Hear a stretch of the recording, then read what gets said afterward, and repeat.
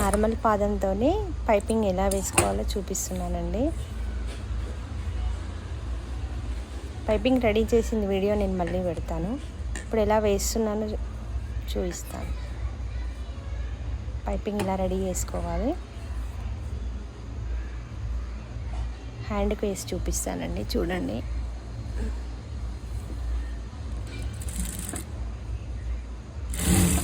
నార్మల్గా వేసుకోవడం అంతే, ఎక్కువగా పెద్ద టంజన్ మార్చుకొని అదంతా అవస్థ పడకుండా ఎలా వేసుకోవాలో చూపిస్తున్నాను.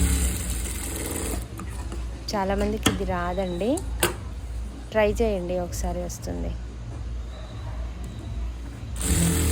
నచ్చితే లైక్ చేయండి, షేర్ చేయండి, సబ్స్క్రైబ్ చేసుకోండి.